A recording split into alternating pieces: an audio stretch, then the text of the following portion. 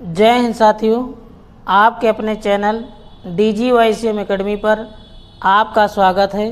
साथियों, आज हम क्षेत्रमिति के महत्वपूर्ण प्रश्न देखेंगे और उनसे रिलेटेड जितने भी सूत्र होते हैं उन सभी के बारे में आज हम इस वीडियो में बात करने वाले हैं। तो आप लोग इस वीडियो को ज़रूर पूरा देखिए, इससे आपका बहुत फ़ायदा होने वाला है। तो साथियों, पहले हम यहाँ पर देख लेते हैं कि आज हम कौन कौन से टॉपिक इस वीडियो में पढ़ेंगे। तो यहाँ पर लिखा हुआ है साथियों, सबसे पहले नंबर 1 पर क्या लिखा हुआ है, आयत। तो आयत के बारे में हम देखेंगे और उनके महत्वपूर्ण सूत्र तथा उन पर आधारित प्रश्नों के बारे में देखेंगे। उसके बाद में वर्ग के बारे में, फिर यहाँ पर तीसरा पॉइंट लिखा है घन के बारे में और घनाभ के बारे में। 5 नंबर पर बेलन के बारे में और शंकु के बारे में, गोला और अर्धगोला, इन पर आधारित प्रश्नों को आज देखेंगे और इनके महत्वपूर्ण सूत्र देखेंगे जो कि परीक्षा की दृष्टि से बहुत ही महत्वपूर्ण है।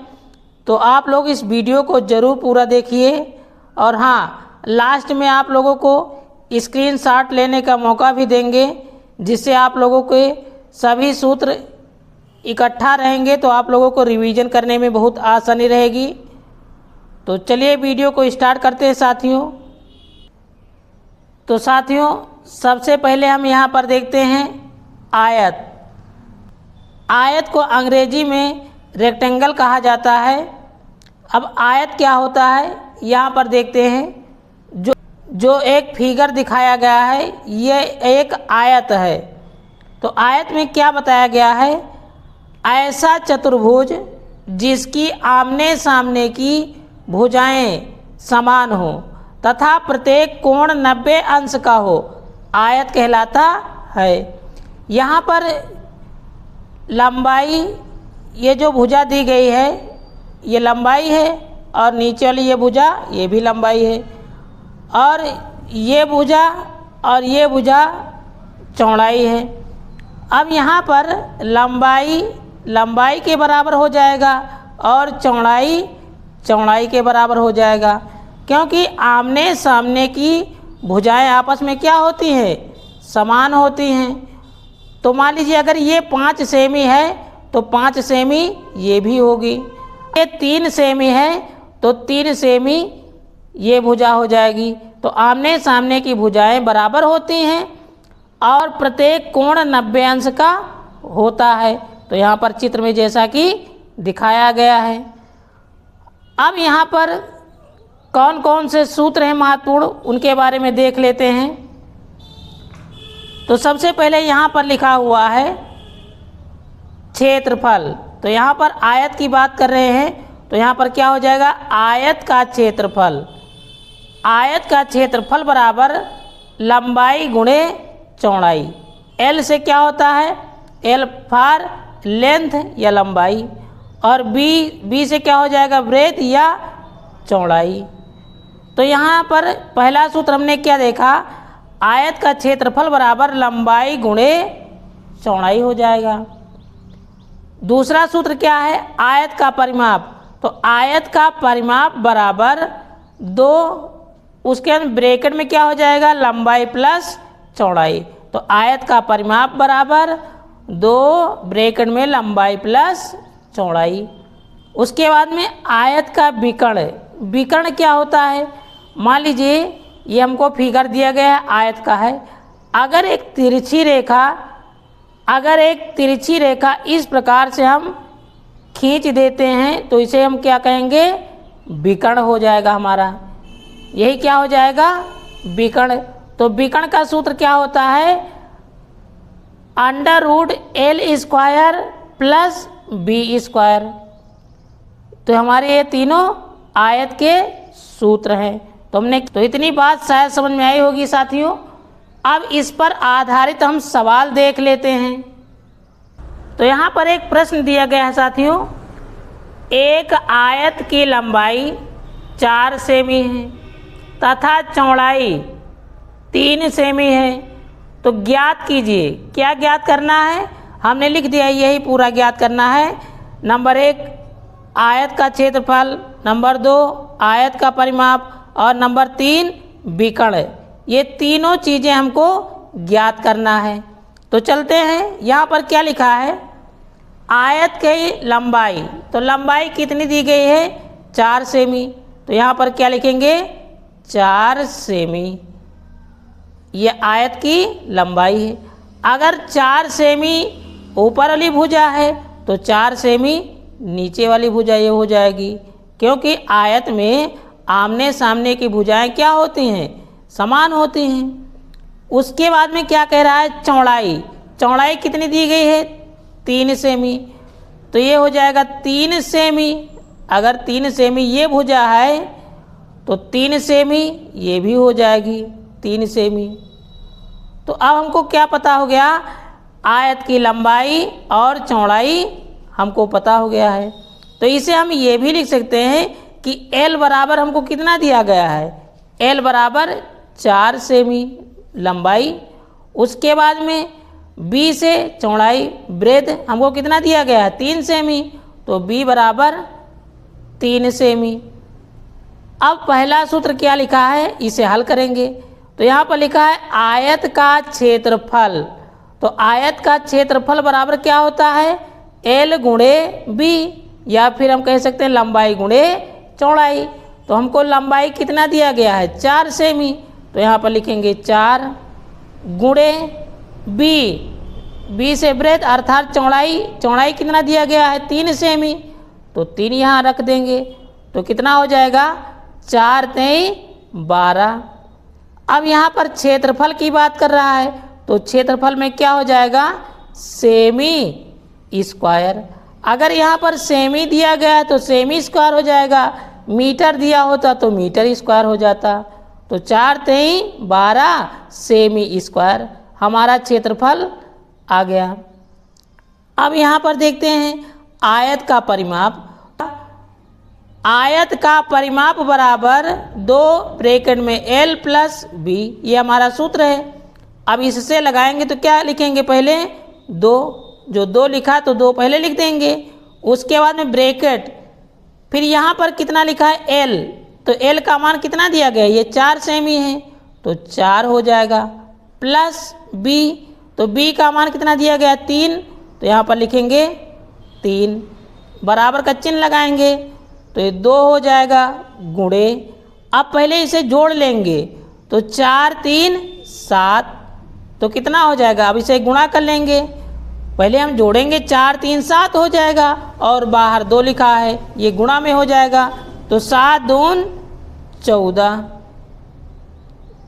14 सेमी ये परिमाप है। परिमाप का मतलब ये हुआ, जैसे मान लीजिए ये हमारा खेत है, ये अगर एक आयताकार खेत है और इसके चारों तरफ हमको एक तार से लपेटना है, इसको हमें चारों तरफ तार से लपेटना है, तो ये हमारा क्या हो जाएगा? ये हमारा पूरा परिमाप हो जाएगा। इसी को हम क्या कहेंगे? परिमाप कहते हैं। जो किनारा होता है, आयत का किनारा होता है चारों तरफ का, इसी को क्या कहा जाता है? आयत का परिमाप कहा जाता है। तो वही यहाँ पर परिमाप निकल कर आया है। अब यहाँ पर हम देखते हैं विकर्ण। तो विकर्ण क्या होता है आयत का? तो आयत का विकर्ण बराबर √L² प्लस B²। अब यहाँ पर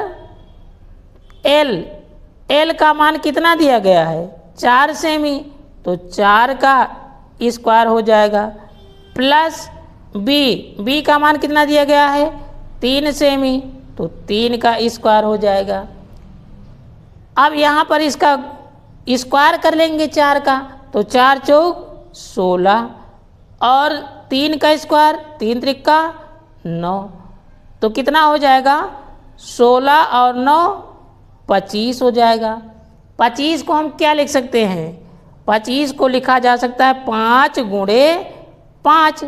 अब आपको पता होगा कि अगर अंडर रूट में 2 अंक हैं और एक जैसे हैं और जोड़ा बन रहा है तो उसमें से बाहर आ जाता है। तो यहाँ पर क्या हो जाएगा, 5 5 लिखा है, 5 के जोड़ा बन जाएंगे तो 5 बाहर आ जाएगा। तो यही क्या हो जाएगा, सेमी में दिया गया तो सेमी, यही हमारा आंसर आ जाएगा। साथियों अब यहाँ पर हम देखते हैं वर्ग। वर्ग को इंग्लिश में क्या कहा जाता है, स्क्वायर। वह चतुर्भुज जिसकी चारों भुजाएं समान हो तथा प्रत्येक कोण 90 अंश का हो वर्ग कहलाता है।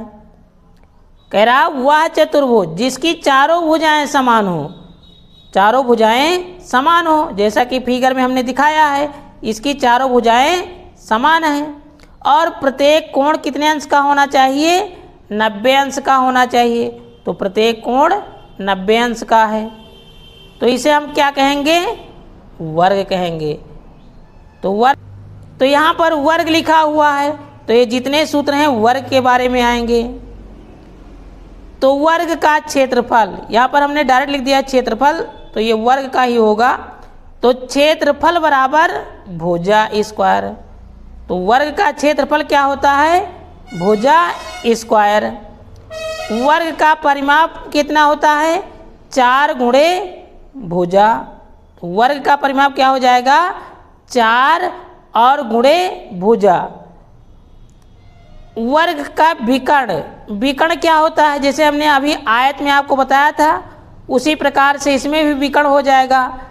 अगर एक हमने ये मान लिया तिरछी लाइन खींच दिया है तो ये क्या हो जाएगा, विकर्ण हो जाएगा।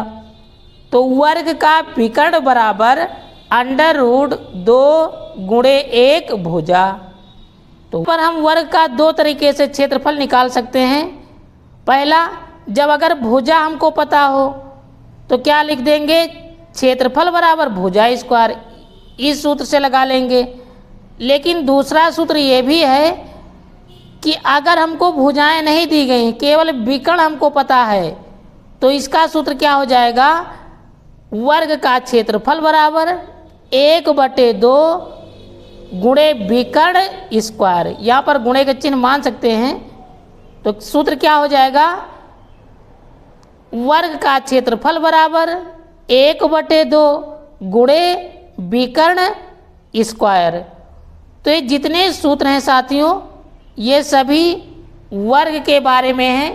तो अब यहाँ पर एक प्रश्न दिया गया है साथियों, एक वर्ग की भुजा 4 सेमी है, वर्ग का ज्ञात कीजिए। हमने ज्ञात कीजिए का मतलब यहाँ लिख दिया है कि संपूर्ण चीज़ें इसमें ज्ञात करना है। तो इसमें क्या हो जाएगा, क्षेत्रफल ज्ञात करना है, परिमाप ज्ञात करना है, विकर्ण ज्ञात करना है, क्षेत्रफल ज्ञात करना है। तो वर्ग की ये सभी चीज़ें आपको ज्ञात करना है। तो यहाँ पर कह रहा है एक भुजा कितनी दी गई है, 4 सेमी। तो वर्ग में हमेशा सभी भुजाएं बराबर होती हैं। तो 4 सेमी हमको दिया गया है। तो 4 सेमी अगर ये भुजा दी गई है तो 4 सेमी ये भी भुजा हो जाएगी और 4 सेमी ये भुजा हो जाएगी। कहने का मतलब सभी भुजाएं 4 सेमी की हो जाएंगी। अब यहाँ पर हमको ज्ञात करना है वर्ग का क्षेत्रफल।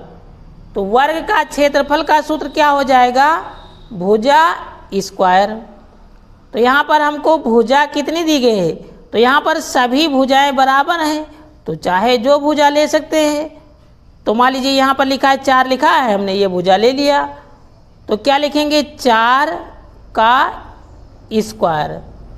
स्क्वायर का मतलब ये हुआ कि हम 4 को 4 से ही गुणा करेंगे। मतलब अगर 4 स्क्वायर लिखा है तो इसे लिखेंगे 4 गुणे 4, पावर 2 है तो 2 बार इसे लिखेंगे। अब इसका गुणा कर लेंगे तो 4 चौक 16, 2 है तो 4 का स्क्वायर कितना हो जाएगा, 16 हो जाएगा। अब यहाँ पर क्षेत्रफल है तो क्षेत्रफल का मात्रक क्या हो जाएगा, सेमी स्क्वायर, क्योंकि यहाँ पर सेमी में दिया गया है तो सेमी स्क्वायर। तो हमारा पहला सवाल लग गया। क्या लिखेंगे, 4 और गुणे भुजा। भुजा हमको कितनी दी गई है? 4 सेमी। 4 सेमी, सभी तो 4 सेमी है, तो हम एक 4 सेमी रख सकते हैं यहाँ पर, तो 4 रख देंगे। तो कितना हो जाएगा? 4 चौक 16 सेमी आंसर आ जाएगा। क्योंकि यहाँ पर केवल लंबाई ही तो है, तो इसकी क्या हो जाएगी? यहाँ पर लंबाई हम निकाल रहे हैं, तो क्या हो जाएगा? सेमी, बस स्क्वायर नहीं होगा, सेमी केवल होगा यहाँ पर। अगला, वर्ग का विकर्ण। वर्ग का विकर्ण बराबर √2 गुणे 1 भुजा।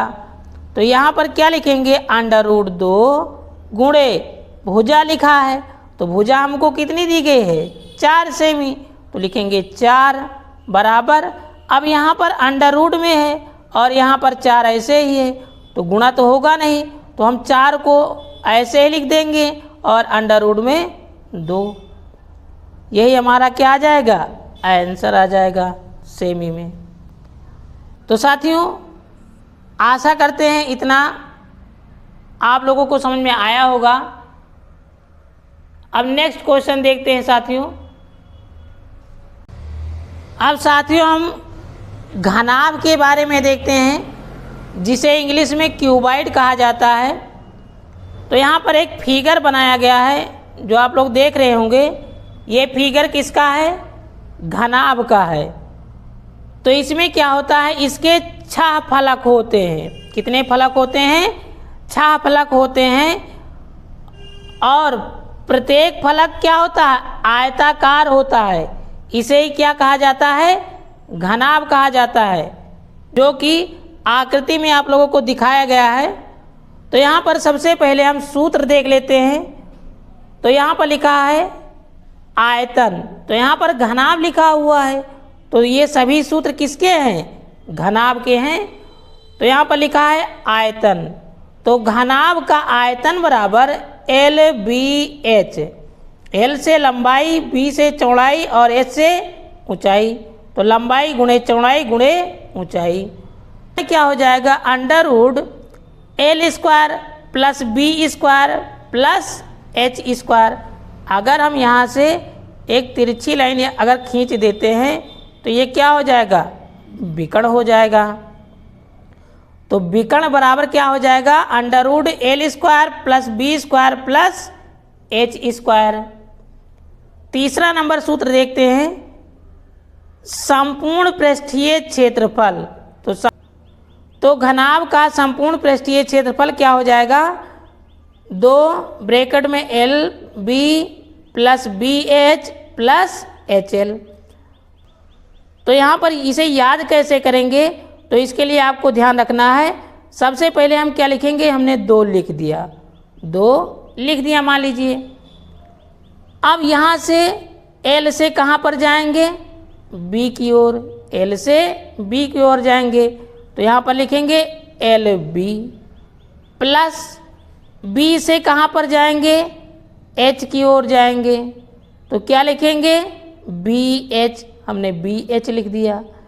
फिर H से कहाँ पर आएंगे? L की ओर आएंगे, पूरा घूम कर L पर आ जाएंगे, तो क्या लिखेंगे? HL। तो इससे आपको बहुत आसानी रहेगी साथियों याद करने में। तो अब यहाँ पर लिखा है चारों दीवारों का क्षेत्रफल। तो चारों दीवारों का क्षेत्रफल हो जाएगा 2 ब्रैकेट में L प्लस B ब्रैकेट बंद गुणे H। क्या लिखेंगे? 2 ब्रैकेट में L प्लस B गुणे H। तो ये सभी सूत्र घनाभ के सूत्र हैं, तो इनको साथियों आप लोग जरूर याद कर लीजिए। अब इस पर आधारित हम सवाल देखते हैं। तो साथियों यहाँ पर प्रश्न देखते हैं। प्रश्न में क्या लिखा है? एक घनाभ की लंबाई 5 सेमी है। एक घनाभ की लंबाई 5 सेमी है और चौड़ाई 4 सेमी है तथा ऊंचाई कितनी दी गई है? 3 सेमी है।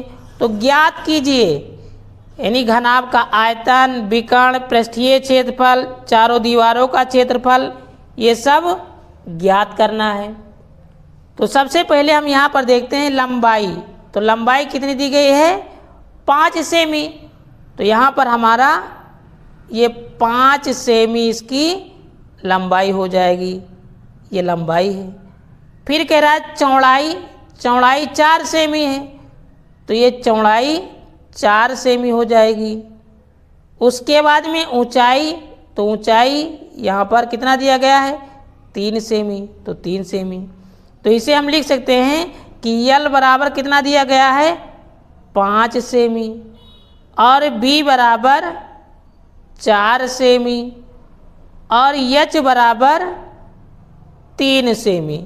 इतना हमको दिया गया है। अब यहाँ पर सवाल में कह रहा है सबसे पहले घनाभ का आयतन ज्ञात कीजिए। तो आयतन के लिए सूत्र क्या लिखा है यहाँ पर? L गुणे बी गुणे एच, एल बी एच लिखा है। तो इसमें हम L का मान रखेंगे सबसे पहले, कितना दिया गया है? 5, तो हमने 5 लिख दिया, गुणे बी का मान कितना दिया गया है? 4, तो 4 हो जाएगा, गुणे एच का मान कितना दिया गया है? 3, तो यहाँ पर 3 लिख देंगे। तो कितना हो जाएगा?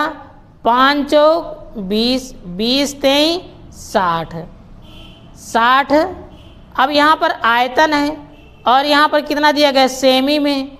तो आयतन को हमेशा क्यूब में लिखा जाता है, क्योंकि इसके 3 मात्रक हो जाएंगे, जैसे लंबाई, चौड़ाई, ऊंचाई। जैसे यहाँ पर मान लीजिए लंबाई का मात्रक क्या है? सेमी, तो ये सेमी हो जाएगा, गुणे चौड़ाई का मात्रक सेमी इसका हो जाएगा, और ऊंचाई का मात्रक ये भी सेमी दिया गया है। तो क्या हो जाएगा? सेमी सेमी सेमी, तो सेमी क्यूब हो जाता है। इसीलिए यहाँ पर क्या लिखेंगे? Semi cube. तो घनाभ का आयतन क्या हो जाएगा? 5 चौक 20, 20 23 60 सेमी क्यूब। तो आयतन हमेशा क्यूब में लिखा जाता है और क्षेत्रफल स्क्वायर में लिखा जाता है। अंडर रूट एल का मान कितना दिया गया है?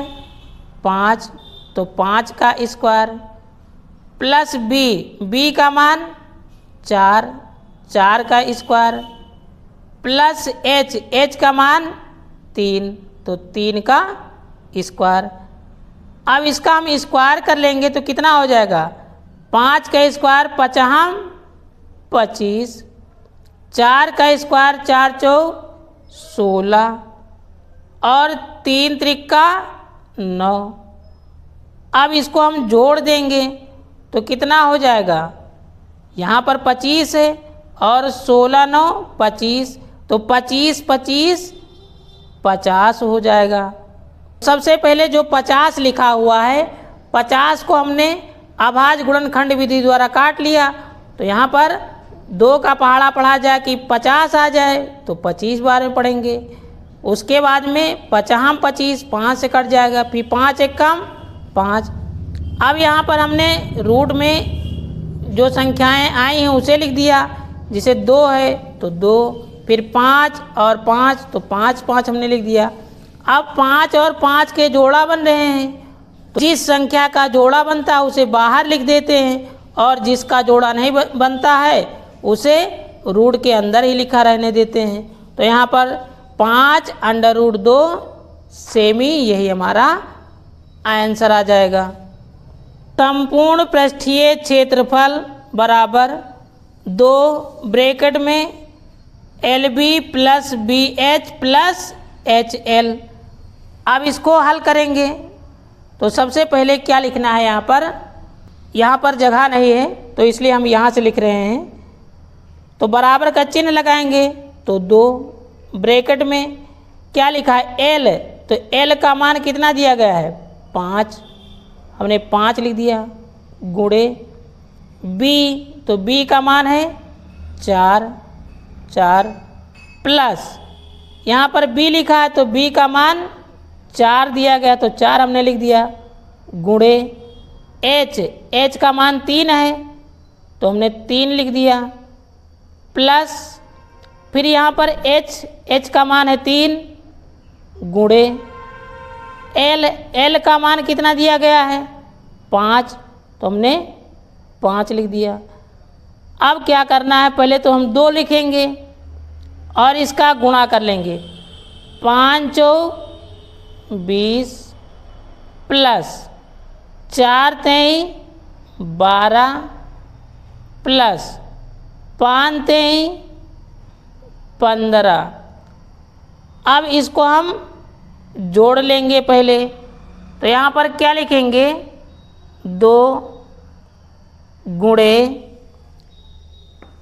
यहाँ पर कितना हो जाएगा 5 2 7 और 2 1 3 1 4, कितना हो जाएगा 47।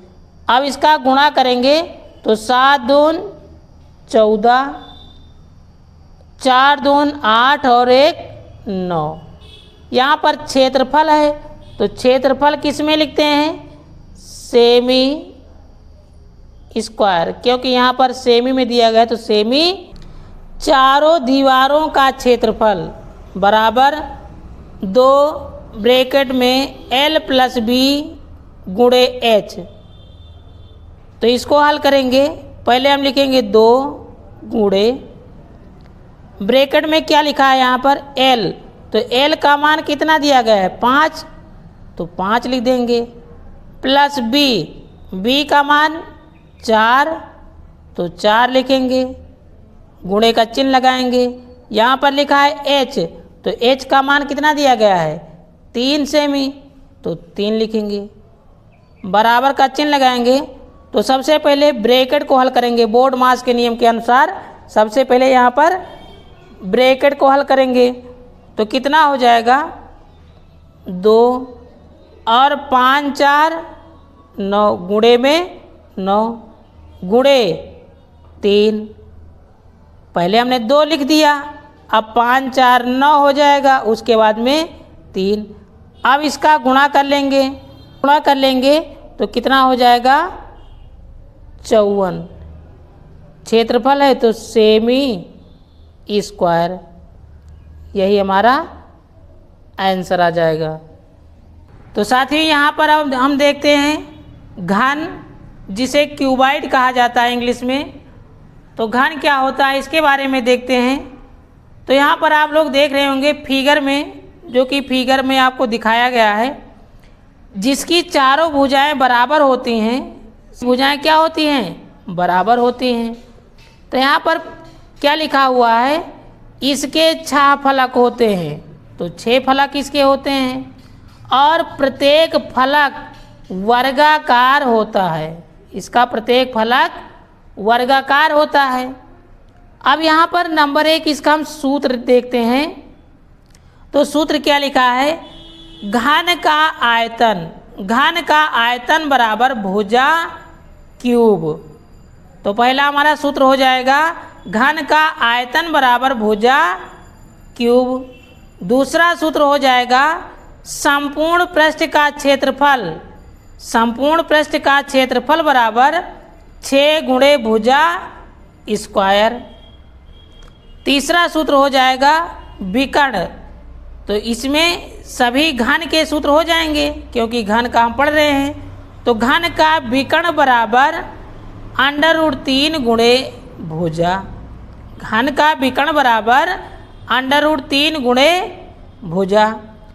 तो ये 3 सूत्र जो हमारे हैं ये घन के हैं।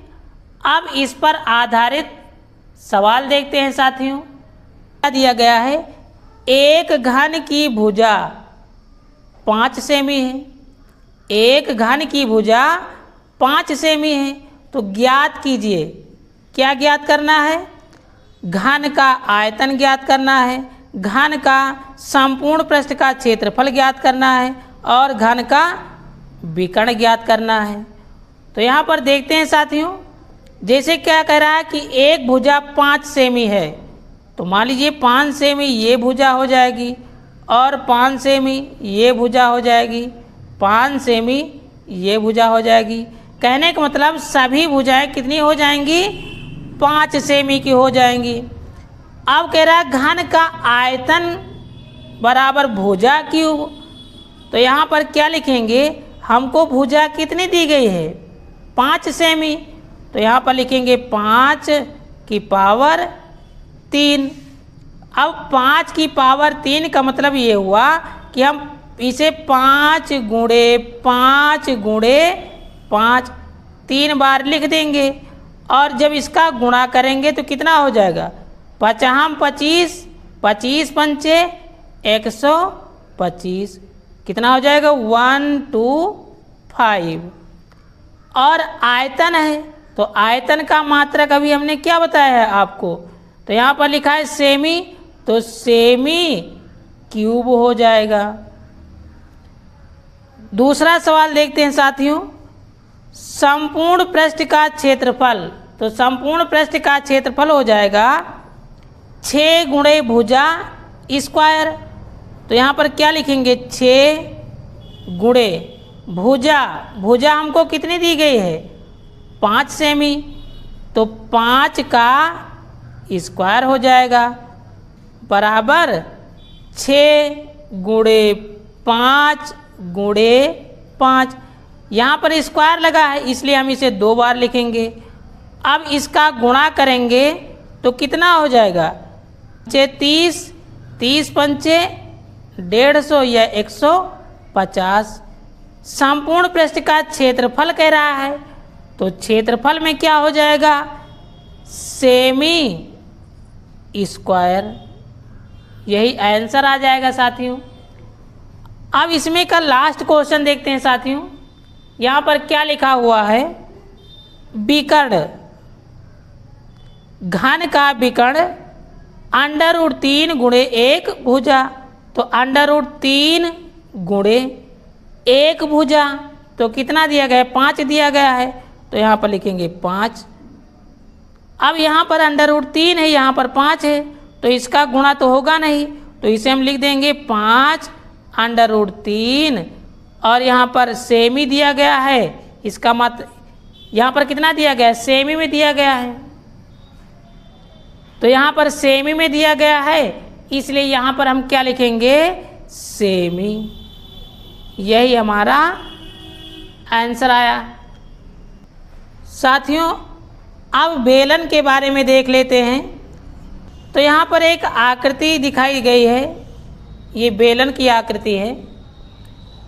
जो यहाँ पर किनारा आप लोग देख रहे होंगे, जैसे गिलास का किनारा या टंकी का किनारा, तो ये किनारा क्या है, इसे क्या कहा जाता है, इसे परिधि कहा जाता है, इसे परिधि कहा जाता है।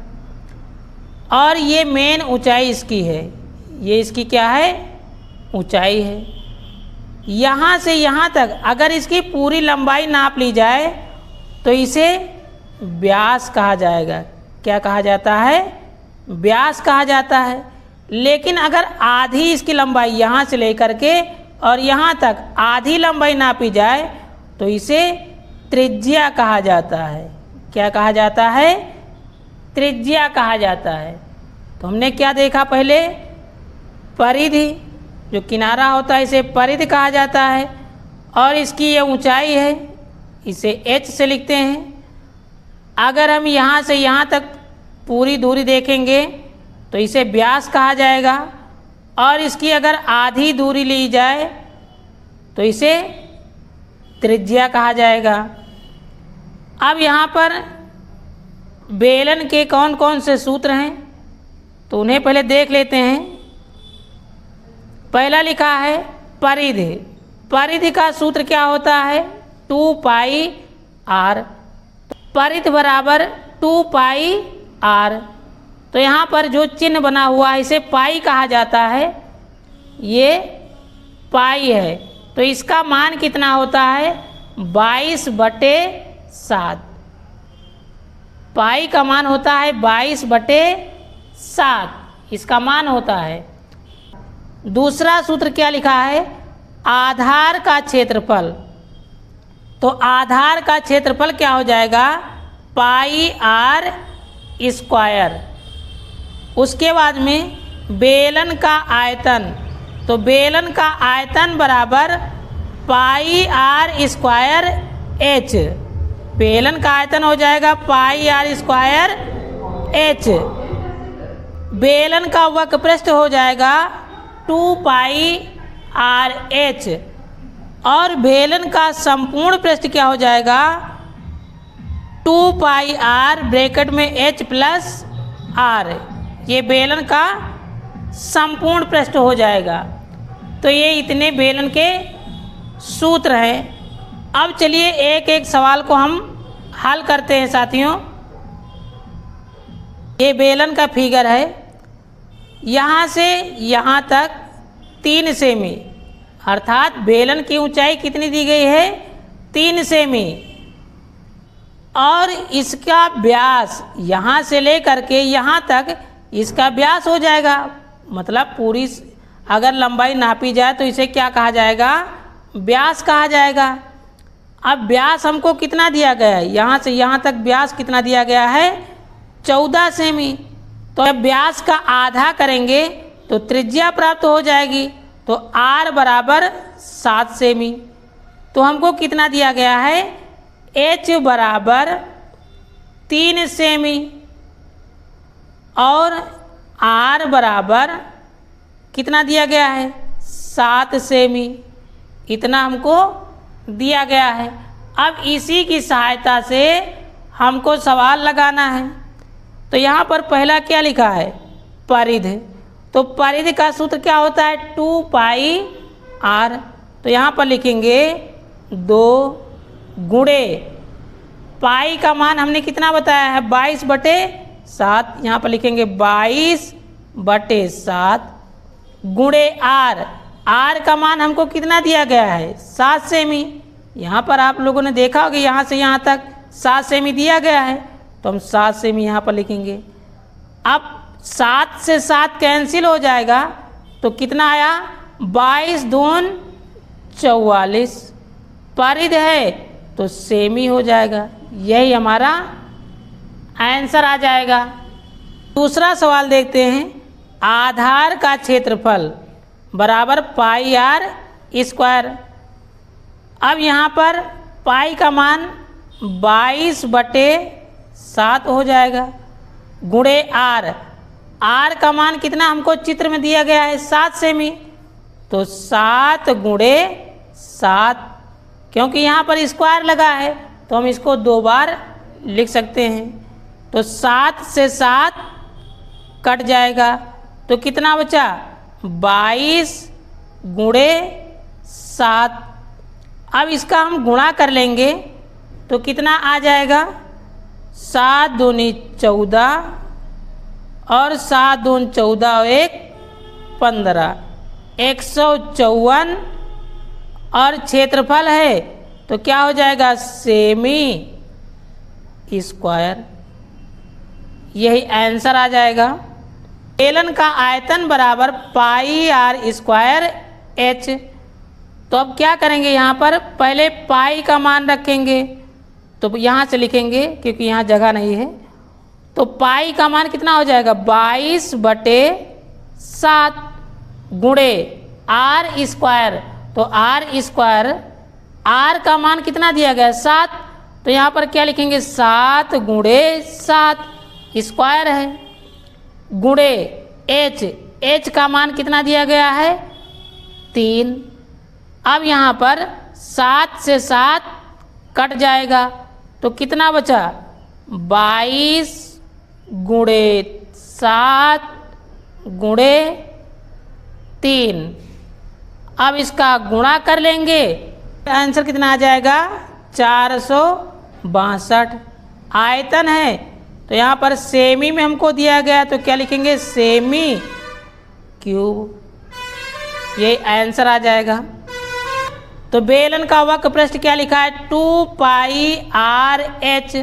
तो क्या लिखेंगे पहले 2 गुणे पाई। पाई का मान 22/7 गुणे आर। आर का मान कितना दिया गया 7 सेमी और गुणे एच। एच का मान 3 सेमी। 7 से 7 कट जाएगा तो कितना बचा 2 गुणे 22 गुणे 3। अब इसका गुणा कर लेंगे तो यहाँ पर क्या हो जाएगा 132 सेमी स्क्वायर, यही हमारा आंसर आ जाएगा। 5 नंबर देखते हैं साथियों। यहाँ पर लिखा है बेलन का संपूर्ण पृष्ठ 2 पाई आर ब्रैकेट में h प्लस आर, इसे ज्ञात करना है। तो सबसे पहले क्या लिखेंगे 2 गुणे पाई का मान 22/7 गुणे आर का मान कितना दिया गया हमको 7 सेमी, तो 7 ब्रैकेट में h का मान 3 और प्लस आर का मान 7। तो यहाँ पर 7 से 7 कैंसिल हो जाएगा, तो 22 दून 44 गुणे इसे जोड़ेंगे तो 7 3 10 हो जाएगा। अब इसका गुणा कर लेंगे तो कितना हो जाएगा 410। तो वक्र पृष्ठ का मात्रक क्या हो जाएगा सेमी स्क्वायर, इसे लिख सकते हैं सेमी स्क्वायर या फिर वर्ग सेमी लिखा मिल सकता है आपको। तो यही हमारा आंसर आ जाएगा। तो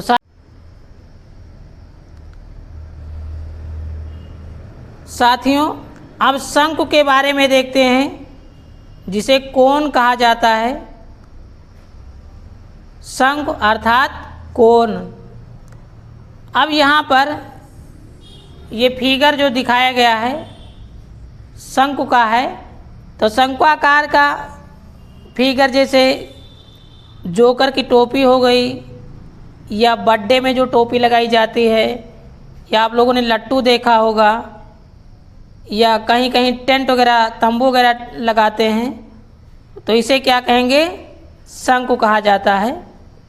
तो अब शंकु के बारे में हम देखते हैं। तो यहाँ पर जो शंकु की आकृति दी गई है, सबसे पहले जो ये आकृति है इसे कहते हैं तिर्यक ऊंचाई। तिर्यक ऊंचाई इसे कहा जाता है।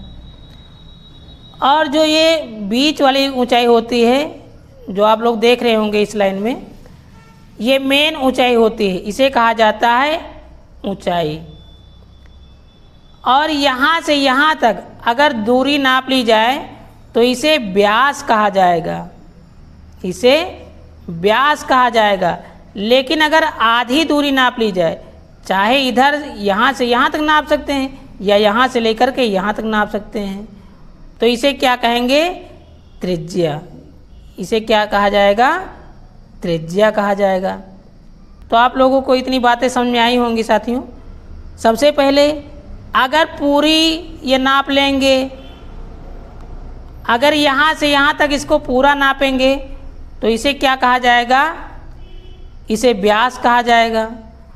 अगर इसकी दूरी हम आधी कर देते हैं तो ये क्या हो जाएगा त्रिज्या।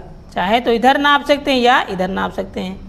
और ये साइड क्या हो जाएगी तिर्यक ऊंचाई हो जाएगी। अब इसको हल करने के लिए सूत्र देखते हैं। पहला सूत्र, मान लीजिए तिर्यक ऊंचाई को हम L से लिखते हैं, ये L हो जाएगा। उसके बाद में ये ऊंचाई है तो ऊंचाई को हम H से लिख देंगे, और यहाँ पर त्रिज्या है तो त्रिज्या को R से लिख देंगे। तो अब क्या होता है यहाँ पर, मान लीजिए हमको L निकालना है, तिर्यक ऊंचाई ज्ञात करना है, तो क्या लिखेंगे सबसे पहले L बराबर अंडर रूट। जब हमने L लिख दिया तो क्या बचा अंडर रूट लगा देंगे, तो H का स्क्वायर प्लस यहाँ पर कितना लिखा है R का स्क्वायर, यही हो जाएगा। दूसरा सूत्र इससे बन सकता है, अगर मान लीजिए हमको H निकालना है तो यहाँ पर H पहले लिखेंगे, H बराबर अंडर रूट में क्या हो जाएगा, जब हमने H लिख दिया तो क्या बचा हमारे पास में L बचा और R बचा। तो L का स्क्वायर माइनस आर का स्क्वायर। तीसरा सूत्र ये देख सकते हैं, अगर हमको मान लीजिए आर निकालना है त्रिज्या, तो क्या लिखेंगे, आर बराबर अंडर रूट क्या बचेगा यहाँ पर, एल का स्क्वायर माइनस एच का स्क्वायर। तो यहाँ पर आप लोग देख रहे होंगे पहले सूत्र में प्लस है और सभी में माइनस है। तो जब हम तिर्यक ऊंचाई में एल का मान ज्ञात करते हैं तो प्लस में होगा, और जब अगर एच का मान या आर का मान ज्ञात करेंगे तो माइनस में हो जाएगा। आप लोगों को इतनी बात ध्यान रखना है। वैसे देखा जाए तो आप लोगों ने अगर त्रिकोणमिति पढ़ा होगा तो ये पाइथागोरस प्रमेय ही है।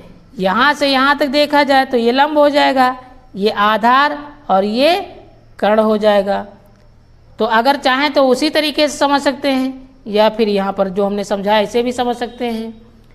अब एक हम इस पर आधारित सवाल दे रहे हैं। मान लीजिए एक शंक्वाकार आकृति मान लीजिए हमको दी गई है, ये शंकु है।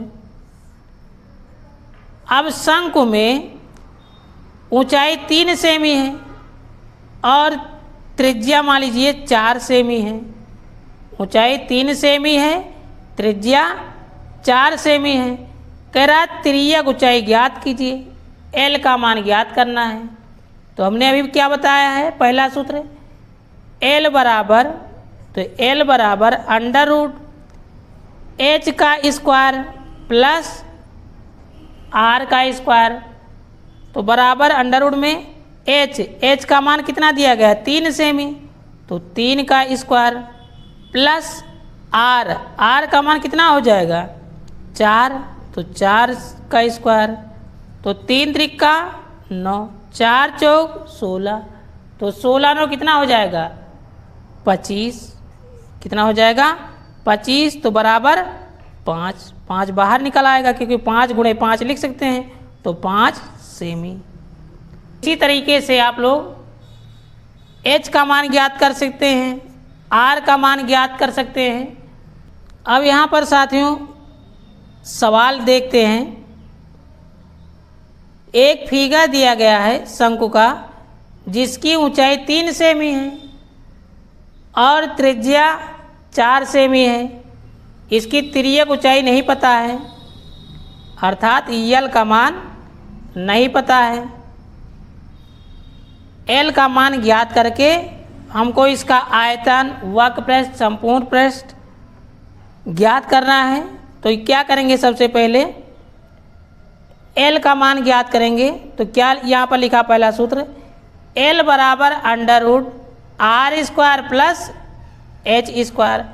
जो अभी हमने आपको प्रैक्टिस कराई है वही यहाँ पर सूत्र लिखा हुआ है। तो एल बराबर अंडर रूट आर का मान कितना दिया गया है 4, तो 4 का स्क्वायर, और एच का मान 3 का स्क्वायर, तो 4 चौक 16, 3 त्रिका 9, तो 16 9 25 बराबर 5 सेमी। यही तिर्यक ऊंचाई का मान हो जाएगा। अब यहाँ पर शंकु का आयतन ज्ञात करना है। तो शंकु का आयतन, अब इसी फिगर से हमको शंकु का आयतन निकालना है। तो सबसे पहले क्या करेंगे, 1/3 गुणे पाई का मान कितना है 22/7 गुणे आर का मान हमको कितना दिया गया है 4 दिया गया है। तो क्या लिखेंगे 4 का स्क्वायर, क्योंकि आर स्क्वायर में है, तो 4 गुणे 4 गुणे एच का मान कितना दिया गया है 3, तो ये 3 हो जाएगा। अब यहाँ पर 3 से 3 कट जाएगा, तो कितना बचा 22 गुणे 4 गुणे 4, और बटे में कितना लिखा है 22, यहाँ पर बटे में 7 है। तो इसका गुणा करने पर 352 आ जाएगा। और बटे में 7। अब 7 से इसको भाग देंगे, तो भाग देने पर 50.28 आयतन है, तो ये क्या हो जाएगा, सेमी क्यूब। यही आंसर आ जाएगा। अगर यहाँ पर कटने वाला मान होता तो 7 से भी कट सकता था। तो चाहे यहाँ पर पाई का मान रखें या पाई का मान न रखें तब भी आंसर आ जाएगा।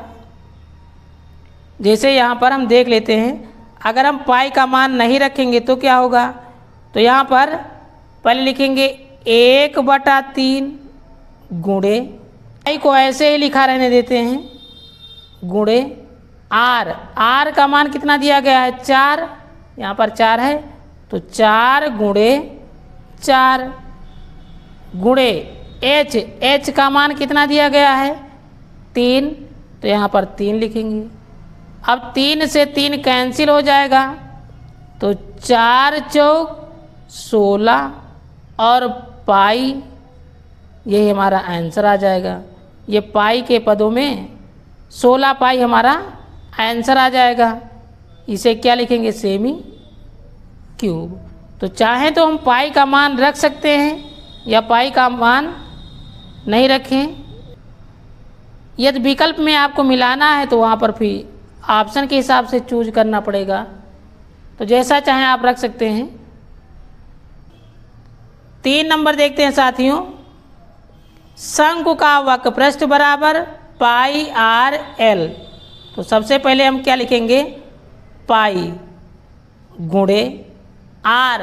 आर का मान हमको कितना दिया गया है, 4, तो 4 लिखेंगे, गुणे एल। अब यहाँ पर हमको एल का मान रखना पड़ेगा। जो अभी हमने मान निकाला है वही मान यहाँ पर रखेंगे। तो हमने क्या मान निकाला था अभी, यहाँ पर एल बराबर कितना आया था, 5 सेमी।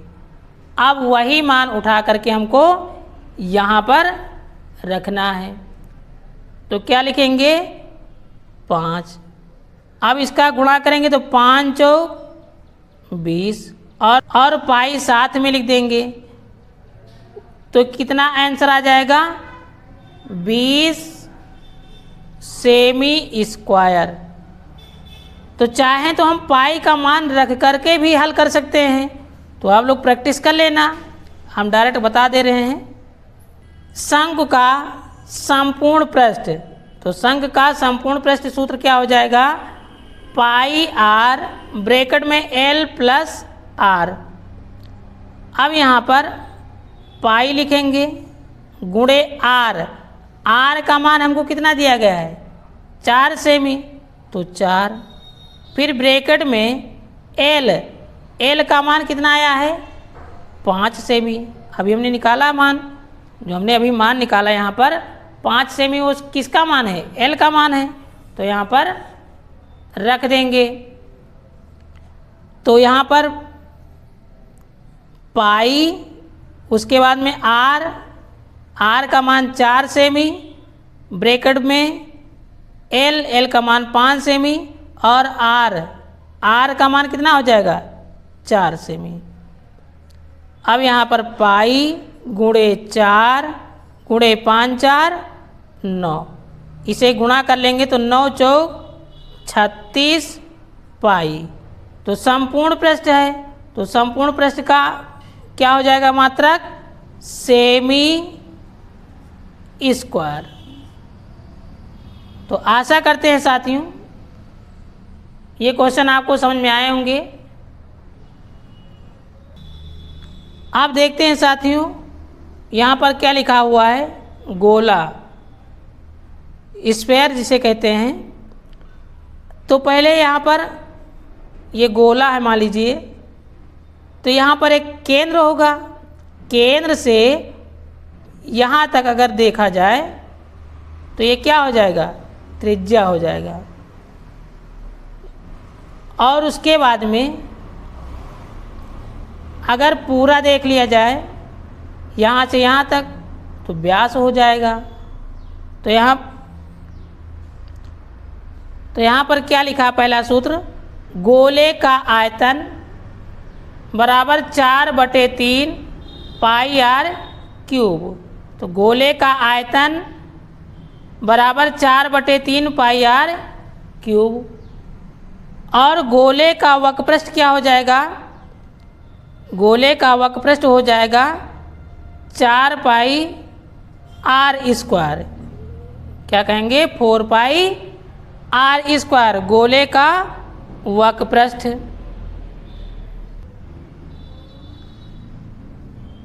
अब यहाँ पर लिखा हुआ है अर्धगोला। तो अर्धगोला क्या है साथियों, मान लीजिए कोई गेंद है, अगर उस गेंद को बीच से काट दिया जाए तो कैसा बन जाएगा, एक कटोरा टाइप से बन जाएगा। तो वही क्या हो जाएगा, अर्धगोला। तो मान लीजिए एक ये क्या है, अर्धगोला है, ये अर्धगोला है। यहाँ से यहाँ तक क्या हो जाएगी, त्रिज्या हो जाएगी। इसे आर से लिखेंगे। तो क्या लिखा है, अर्धगोले का आयतन 2/3 पाई आर क्यूब। उसके बाद में दूसरा नंबर देखा जाए, यहाँ पर लिखा है अर्धगोले का संपूर्ण पृष्ठ, अर्धगोले का संपूर्ण पृष्ठ 3 पाई आर स्क्वायर। आप लोगों को बहुत बहुत धन्यवाद जो कि आप लोगों ने पूरा वीडियो देखा। आप लोग अब लास्ट में जितने हमने सूत्र पढ़ाया है, इन सभी सूत्रों के स्क्रीनशॉट ले लीजिए, जिससे आप लोगों को आसानी होगी।